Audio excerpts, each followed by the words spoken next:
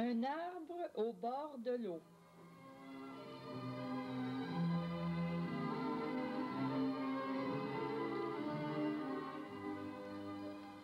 Arbres des forêts, criez de joie pour le Seigneur, chantez l'œuvre de Dieu.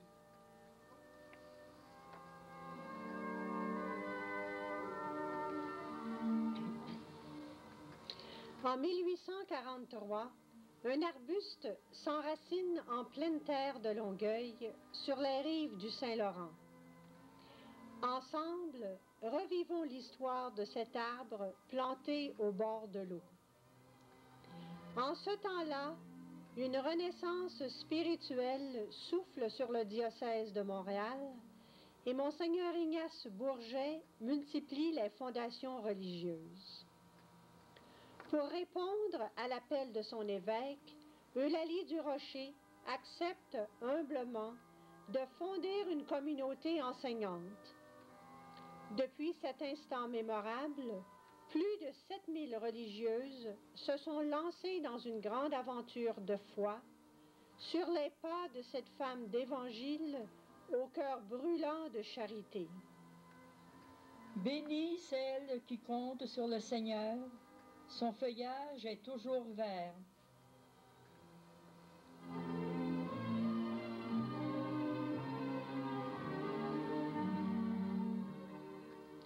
En ce 28 octobre 1843, dans une humble maison d'école de Longueuil, débute la vie religieuse des 3 fondatrices de la congrégation des Sœurs des Saints-Noms de Jésus et de Marie, Eulalie du Rocher, Mélodie Dufresne et Henriette Serré.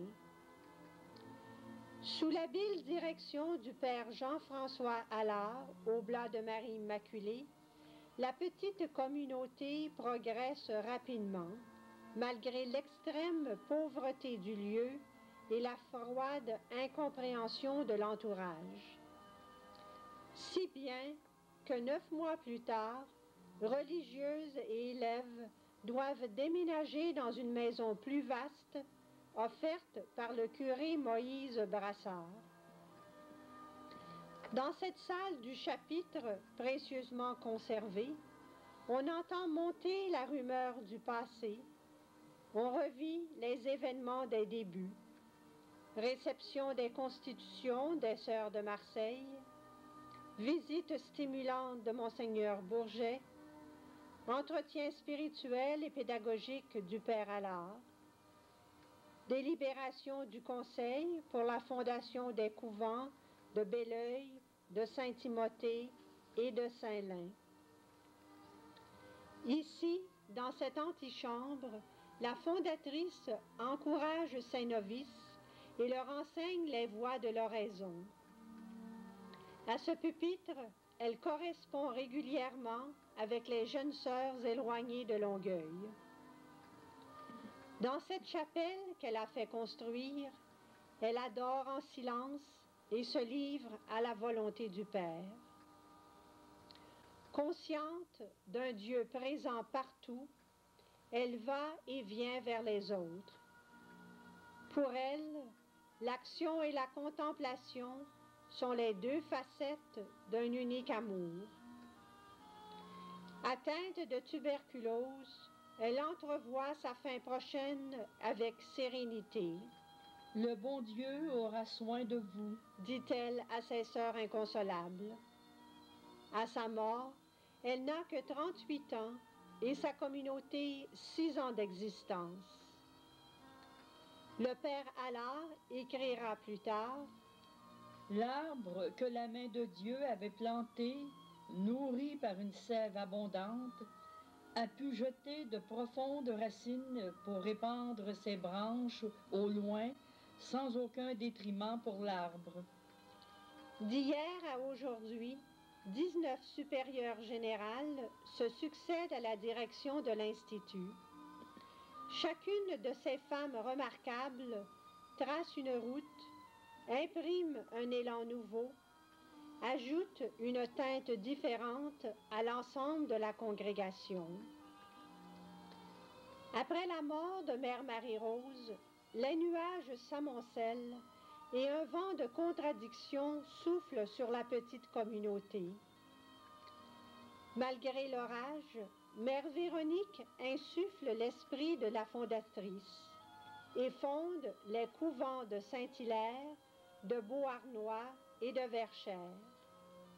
C'est le printemps avant la floraison et tout est prêt pour un nouvel essor. À la bonne mère Véronique du Crucifix succède l'audacieuse Mère Thérèse de Jésus. À la suite de cette femme, la congrégation s'engage à fond dans le travail missionnaire. Elle s'adresse en ces termes à Monseigneur Bourget. Si on demande à votre grandeur des religieuses pour quelques missions lointaines, nous y volerons. 10 ans après la mort de la fondatrice, elle lance sa communauté aux extrémités du continent. D'abord, en Oregon, à Portland, sur les bords du Pacifique, puis dans le Haut-Canada, à Windsor, Ontario, dans les États de New York et d'Illinois. Elle n'a pas un sou à donner à ses sœurs. Allez, le bon Dieu y suppléera. Quelle époque héroïque où les fleurs s'épanouissent sur l'arbre de la pauvreté. À cause d'une croissance rapide des effectifs, Mère Thérèse projette la construction d'un noviciat et d'un pensionnat sur l'île de Montréal. En 1860, avec l'aide d'un bienfaiteur, M. Simon Valois, elle fonde le couvent d'Hochelaga, qui devient la deuxième maison mère. À l'impétueuse Mère Thérèse de Jésus succède l'humble Mère Marie Stanislas, qui, par son admiration sereine, incarne la mémoire de Mère Marie-Rose. Mais toujours stimulée par sa devancière, elle répond aux appels de la Californie, de la Floride, du Vermont et du Manitoba. À cette nouvelle, le père Telmont, ancien directeur spirituel de l'Allée du Rocher, écrit à Mère Stanislas: « Je suis émerveillé du prodigieux développement de cette communauté qui commença si petitement à Longueuil. Voilà la meilleure preuve de la sainteté de votre mère Marie-Rose. »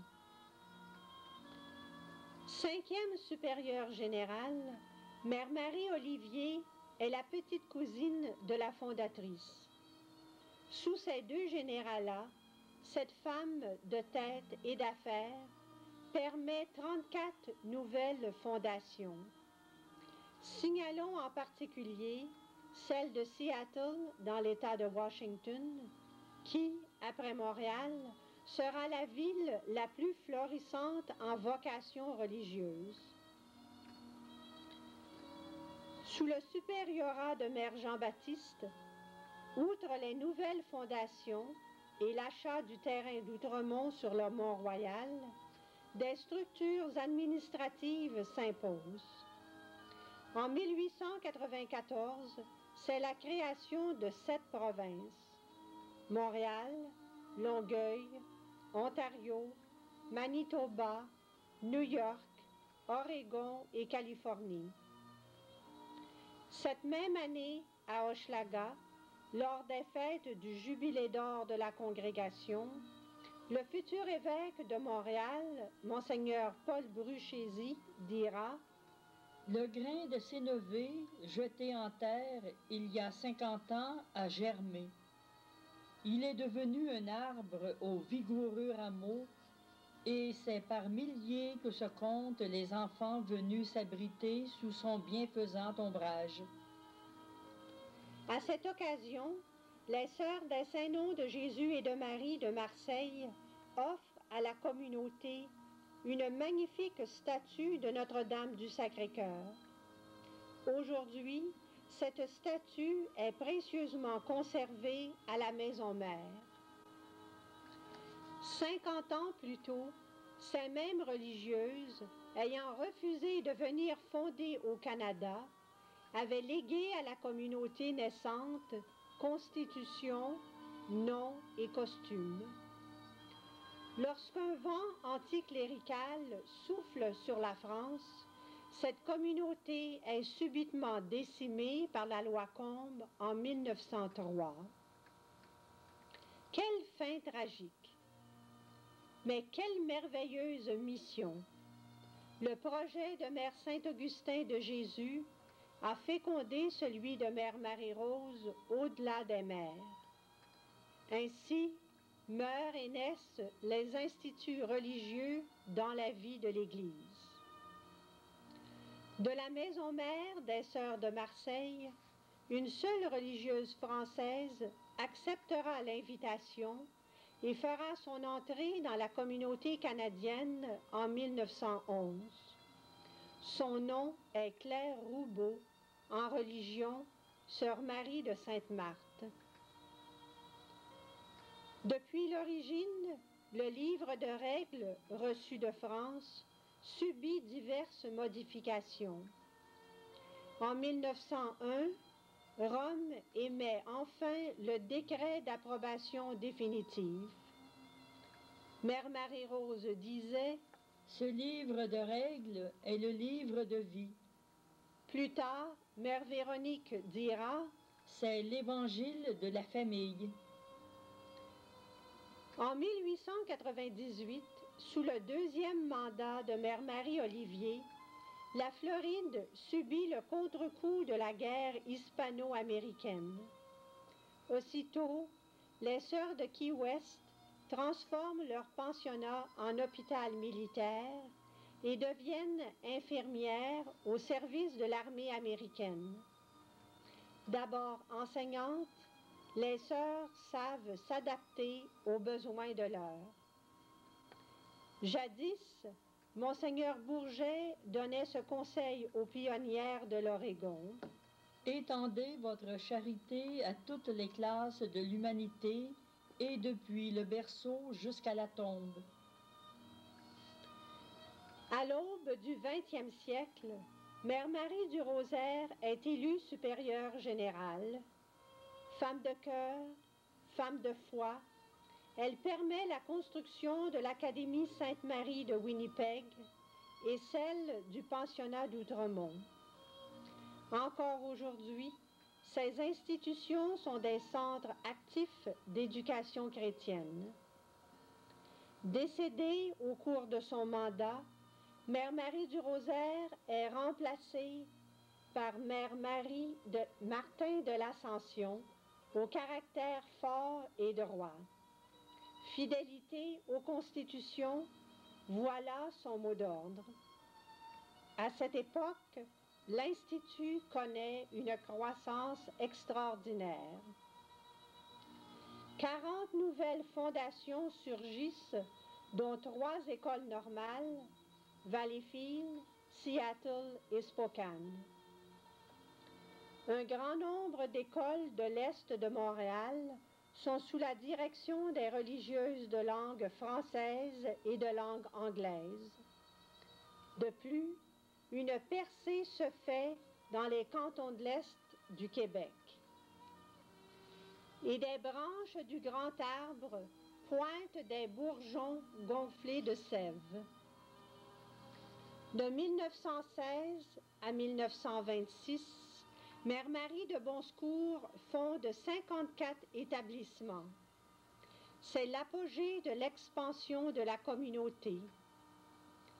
Malgré sa forte ramure, l'arbre est agité par des vents tumultueux. C'est la période des luttes engagées par les religieuses pour la survivance de l'enseignement du français en Ontario et au Manitoba et pour l'existence de l'école catholique en Oregon. C'est aussi l'époque de la Première Guerre mondiale. En Amérique du Nord, une épidémie de grippe espagnole décime la population. Aussitôt, les sœurs se dévouent dans les familles et dans les hôpitaux au risque de leur vie. Mais l'œuvre maîtresse de la dynamique Mère Marie de Bonsecours est sûrement la construction de la maison mère à Outremont, avec la superbe chapelle, réplique miniature de la basilique romaine Sainte-Marie-Majeure, l'oratoire du tombeau de Mère Marie-Rose, orné de l'œuvre du peintre québécois Théophile Hamel, le vaste noviciat prévu pour accueillir des centaines de nouvelles postulantes, le Mont Jésus-Marie, ce pensionnat pour jeunes garçons. 11e supérieur général, l'humble Mère Marie Odilon est douée pour l'organisation. Architecte à 16 heures, elle avait tracé les plans de la maison mère.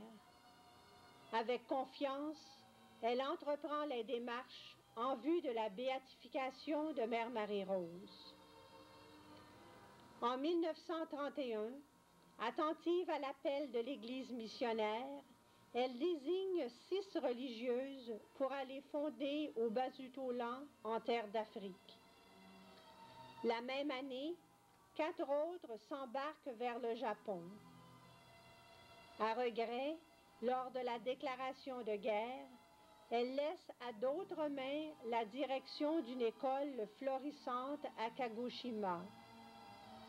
À cet endroit, un monument perpétue désormais le souvenir de 9 années de travail apostolique des filles de Mère Marie-Rose. Avec Mère Odilon, un essor considérable est donné aux lettres, aux sciences et aux arts. Dans les locaux de la Maison Mère, l'École supérieure de musique et le Collège classique Jésus-Marie font leur début. Partout, dans les différentes provinces américaines et canadiennes, des cours d'été sont organisés et c'est l'inauguration de nombreux collèges. Des sœurs obtiennent des licences, des maîtrises, des doctorats. Bref, les études sont à l'honneur. Élue supérieure générale, Mère Marguerite de Cortonne a pour objectif de maintenir, de consolider, de faire prospérer le patrimoine spirituel. Malgré la triste période de la Deuxième Guerre mondiale, c'est aussi l'époque dynamisante de l'engagement de la jeunesse étudiante dans l'action catholique. Un siècle auparavant, Eulalie Durocher n'avait-elle pas compris le secret de cet apostolat auprès des jeunes filles de Belleuil?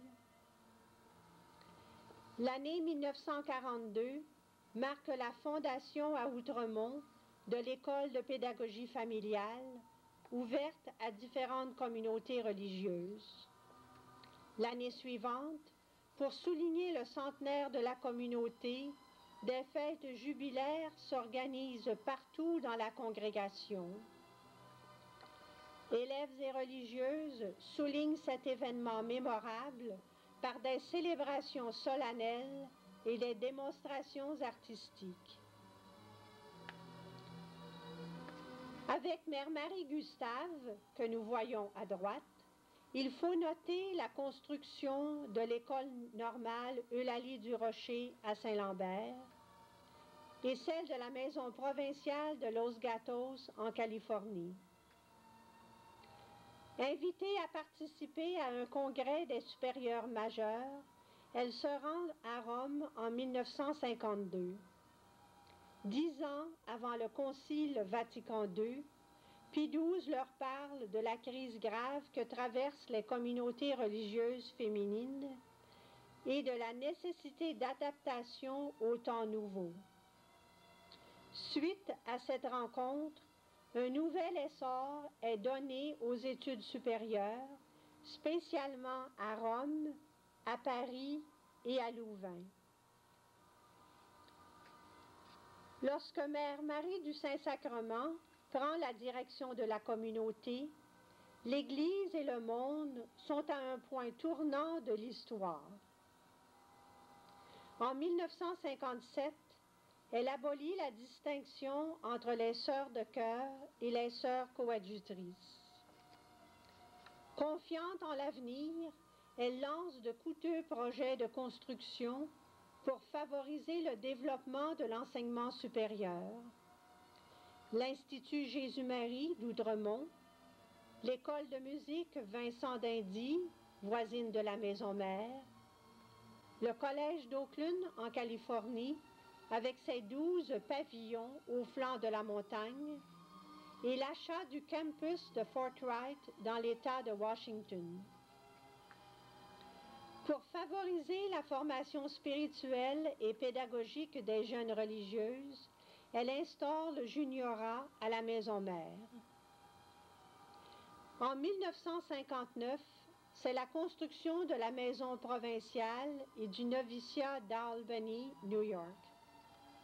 Entre-temps, à Longueuil, la maison de fondation, déclarée monument historique, est transportée sur le terrain du couvent.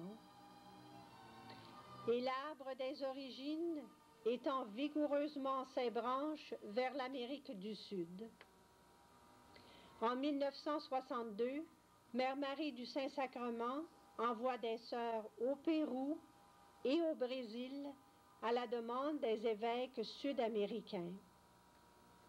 Cette même année, la nouvelle province de Washington est détachée de l'immense territoire de la province d'Oregon et une maison provinciale sera construite près du campus de Fort Wright. D'après les statistiques du personnel, c'est l'époque où la congrégation atteint son plus haut sommet, soit plus de 4200 religieuses vivantes. Au Québec, en 1960, c'est le début de la révolution tranquille du ministère de l'Éducation qui aura un impact considérable sur les institutions scolaires. En cette période tourmentée de l'Église universelle, le pape Jean XXIII convoque les pères du Concile Vatican II pour répondre aux problèmes et aux angoisses de l'humanité.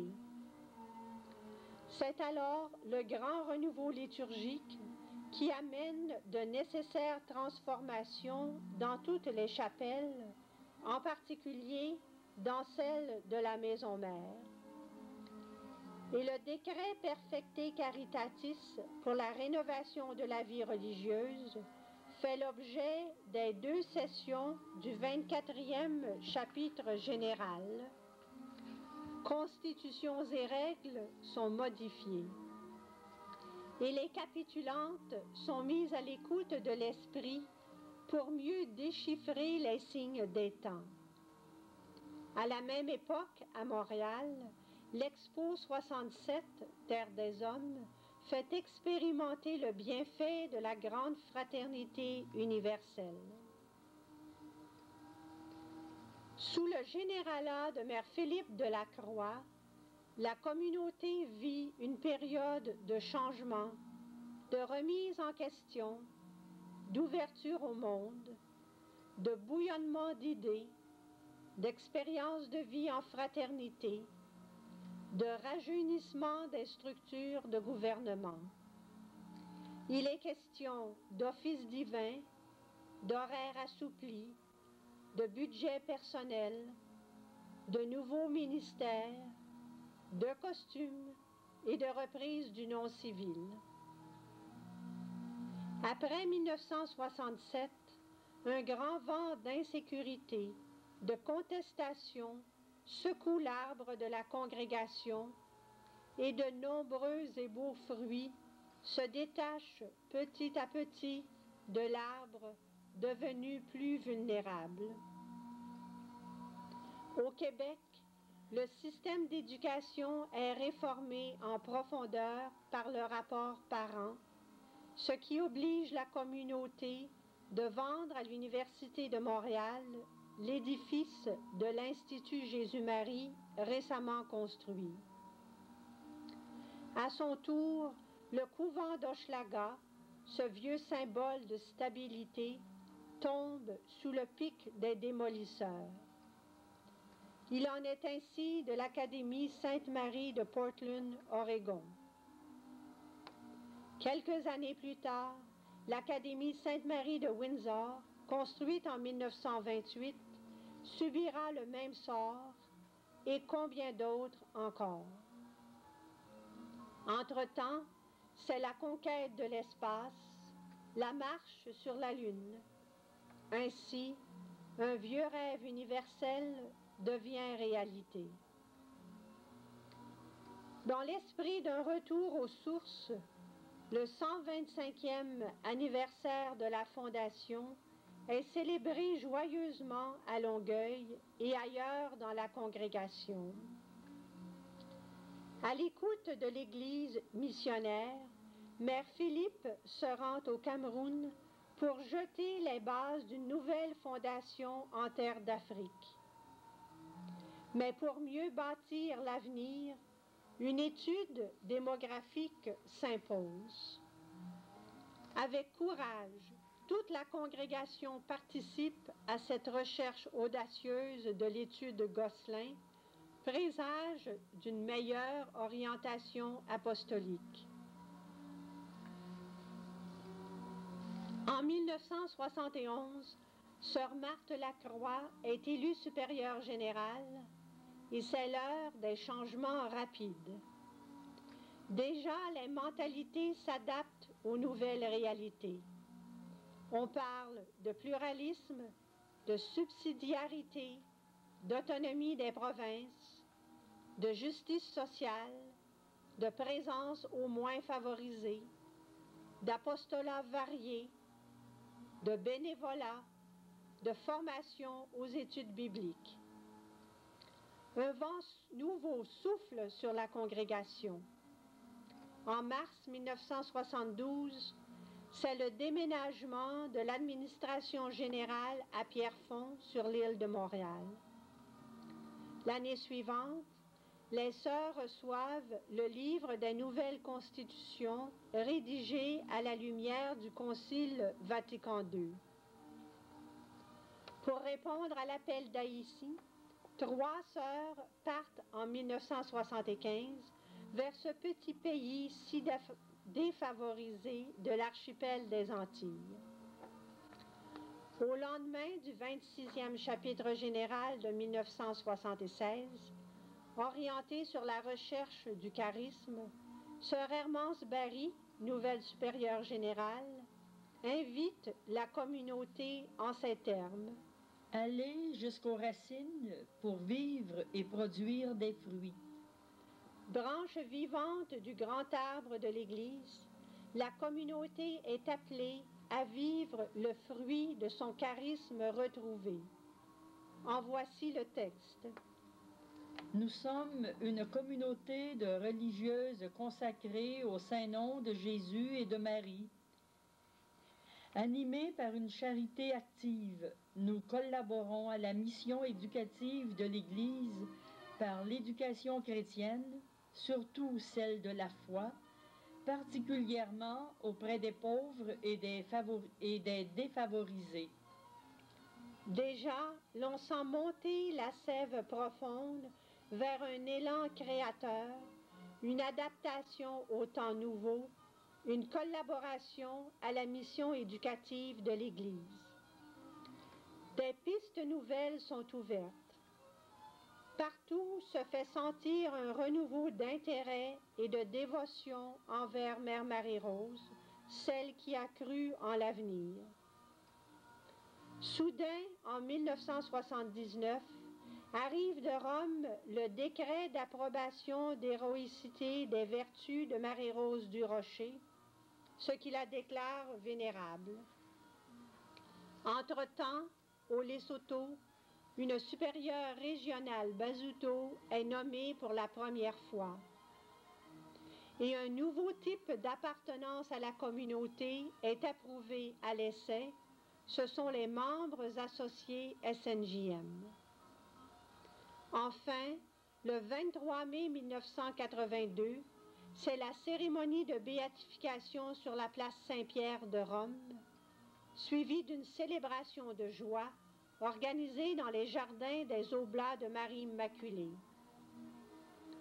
À Montréal, c'est l'occasion d'un immense rassemblement, d'une fête d'action de grâce. Il en est de même dans toute la congrégation à travers le monde. À cause de la vente de la propriété de Pierrefonds, l'administration générale décide de s'établir à Longueuil. C'est donc un retour aux sources. À cette occasion, le vieux couvent subit des transformations majeures. Pour se conformer aux exigences du nouveau droit canon, le texte des constitutions est de nouveau révisé par le 27e chapitre général. Enfin, le 23 mai 1985, un décret reçu du Vatican en concède l'approbation sollicitée. En 1986, le 28e chapitre général lance le défi suivant: être une communauté de disciples dans le monde de demain. Tout en conservant l'éducation comme option fondamentale, les capitulantes choisissent la promotion de la justice comme priorité apostolique. Partout dans la congrégation, des projets nouveaux à taille plus réduite surgissent dans les milieux défavorisés. On retrouve des sœurs à la clinique de Tutwiler au Mississippi, près des femmes immigrantes mexicaines sur la côte ouest américaine, dans la pastorale paroissiale à Kwakwa en République d'Afrique du Sud. Et la liste pourrait s'allonger encore bien davantage. Sous le mandat de sœur Mariette Paiement, des visites informelles dans les provinces veulent favoriser la collaboration et l'unité de la congrégation.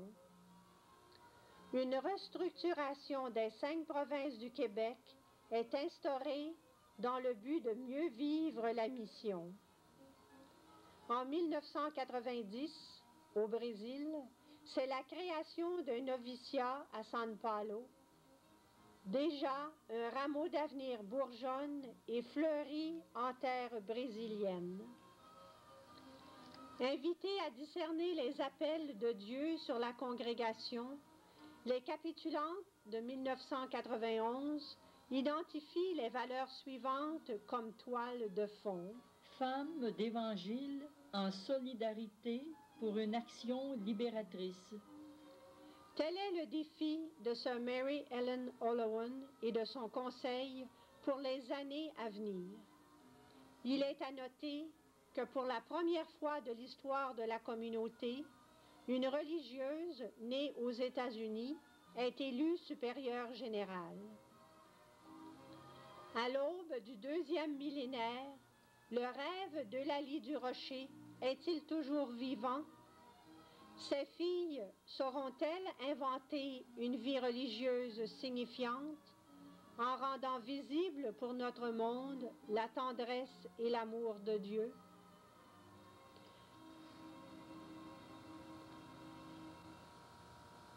Par ce rapide survol historique, on peut constater le merveilleux cycle de vie de ce grand arbre communautaire. À la courte période de plantation succède la longue croissance des branches. Après des années de stabilité, une rafale le dépouille de ses feuilles. Des branches cèdent sous la force du vent tourmenté, mais l'arbre enraciné en pleine terre reste debout. Des pousses neuves à saveur d'évangile bourgeonnent du tronc de vie. Depuis le temps du frêle arbuste planté à Longueuil au bord de l'eau, bien des générations ont passé. Communiant à la sève du même tronc, elles ont transmis à la génération présente un esprit inventif qui permet de croître, de s'épanouir en utilisant le passé pour créer un futur à saveur nouvelle.